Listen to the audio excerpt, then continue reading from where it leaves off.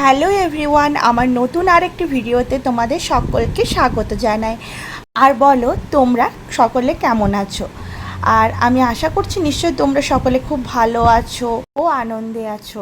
তো এখন বাজছে সকাল 9টা, আর শীতকাল তো শেষ হয়ে গেল, গ্রীষ্মকাল পড়ে গেল।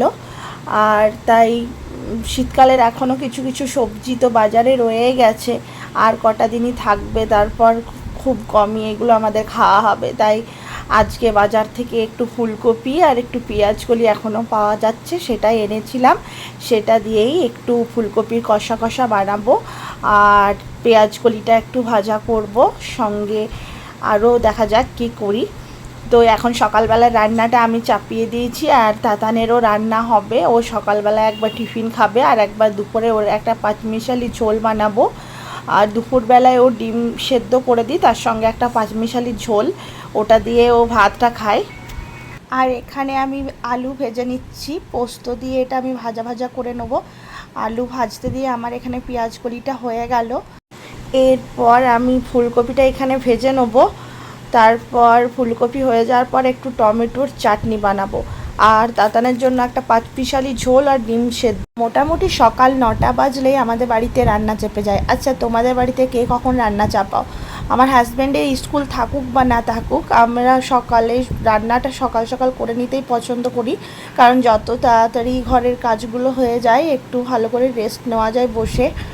তারপর এই রান্নাবান্না হয়ে যাওয়ার পর ঠাকুর পুজোর ব্যাপারটা আছে, ঠাকুর পুজো করতে হয়। এই করতে করতে প্রায় 12:30 একটা পুরো কাজ সেরে উঠতে টাইমই লেগে যায়, তারপর একটু বসতে পারি। তো এখানে আমি এখন ফুলকপির কষানোটা বসিয়ে দিচ্ছি, আর পাশেই আমি টমেটোর চাটনি একটু বানিয়ে নেব। একটু ধনেপাতা নিয়ে এসেছি বাজার থেকে, টাটকা ধনেপাতা। সেই পাতাটা দিয়েই আজকে একটু টমেটোর চাটনি বানাবো।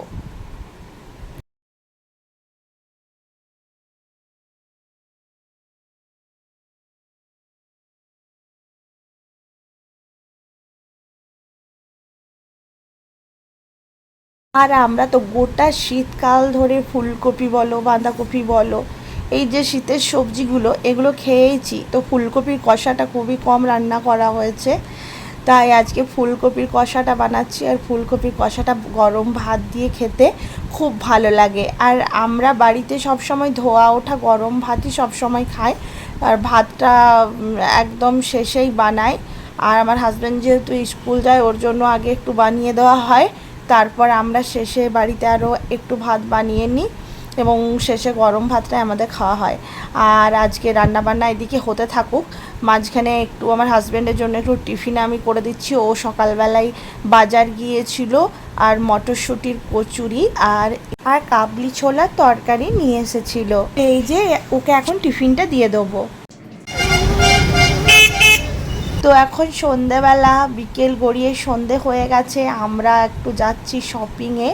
কারণ এখন যেহেতু অনেক শপিং মলগুলোই ডিসকাউন্ট দিচ্ছে, গোটা বাজারে দেখো সেল বসেছে, তাই আমরা দেখতে যাচ্ছি এখন শপিং মলে কীরকম ডিসকাউন্ট বা ছাড় দিচ্ছে।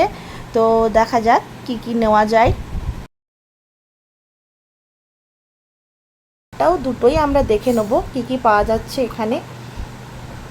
আর এখানে কি বলো তো, ছেলেদের কালেকশানগুলো খুবই ভালো পাওয়া যায়, আর তাছাড়া মেয়েদের, বাচ্চাদের সমস্ত কিছুই কালেকশান এখানে পাওয়া যায়। তবে এখানে ছেলেদের কালেকশানগুলো সত্যিই খুব ভালো, কারণ এখানে বিভিন্ন রকমের ছেলেদের অনেক রকমের টি শার্ট, শার্ট, প্যান্ট, নানা রকম থাকে।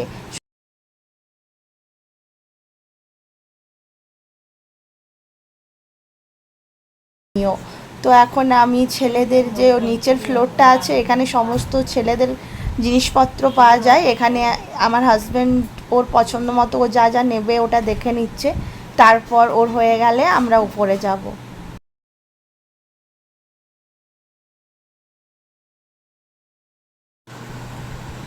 এই যে এই সাইডে পুরো লম্বা লম্বা করে হাফ টি শার্ট বা শার্ট এগুলো ঝোলানো রয়েছে, আরও ওপর দিকে প্রচুর টি শার্টের কালেকশন। আর এখানে দেখো ছেলেদের পায়ের জুতো, চটি, বুট সমস্ত কিছু পাওয়া যাচ্ছে। আর এক সাইডে রয়েছে বাচ্চাদেরও কালেকশন। তো সমস্ত কিছু বাচ্চাদের বা ছেলেদের কালেকশনগুলো নিচেই পাওয়া যাচ্ছে।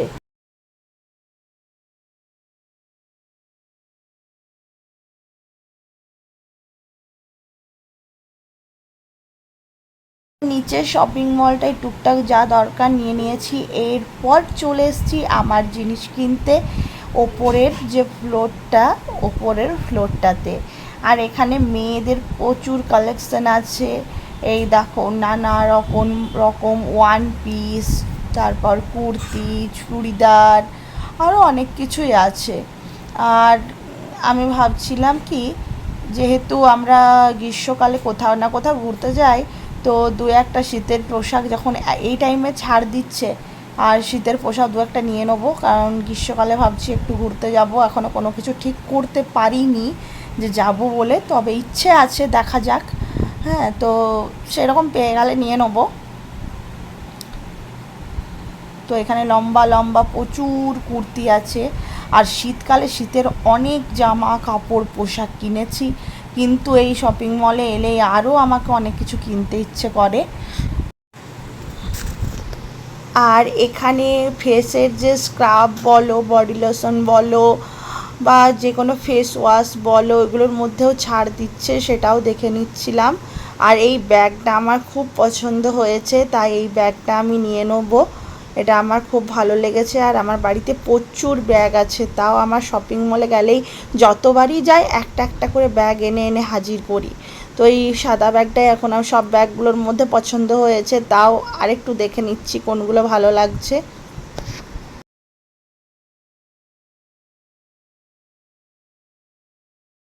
আর এই গরমকালে এই রকম পাতলা পাতলা কুর্তি ঘরে পরতে কিন্তু ভীষণ আরাম হবে। কারণ এই যে গ্রীষ্মকালে একদমই বেশি মোটা জামা কাপড় পরে থাকা যায় না, তাই এরকম পাতলা কুর্তিগুলো সত্যিই পরতে খুব ভালো। আর এখানে অনেক রকমের বডি স্প্রে, পারফিউমও পাওয়া যাচ্ছে। তো যা হোক, আমার যেগুলো কেনার দরকার সেগুলো কেনাকাটা করে এরপর নিচে চলে এলাম। তো এখন বাড়ি চলে এসেছি। চলো ভিটু থেকে আমরা কি কি কিনলাম তোমাদের সাথে শেয়ার করে ফেলি। যেহেতু বললাম শীতকালে এখন জিনিসটা এখন প্রায় শেষের, মানে এখনও ছাড় দিচ্ছে, এখনও রয়েছে।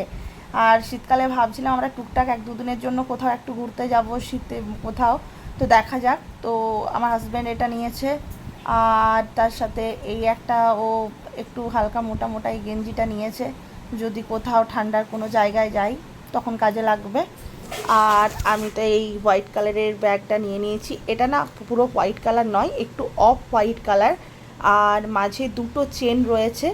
আর এই প্লাস্টিকগুলো পুরো এখান থেকে ফেলে দিই, কারণ প্লাস্টিকটা ফেললে ভালো ব্যাগটার শেপটা ভালো বোঝা যাবে।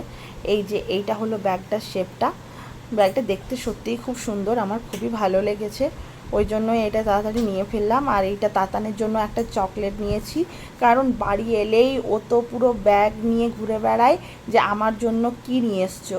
আর ওই একটা বডি লোশন, আর এইটা একটা বডি ওয়াশ নিয়ে নিয়েছি, এটা স্মেলটা সত্যি করে খুবই সুন্দর, ওই জন্য নিয়েছি। আর এইটা একটা স্ক্রাব নিয়ে নিয়েছি, গোল্ড স্ক্রাব। আর তার সাথে এইগুলো নিয়ে নিয়েছি ওয়াইপসগুলো, এগুলো খুব কাজে লাগে।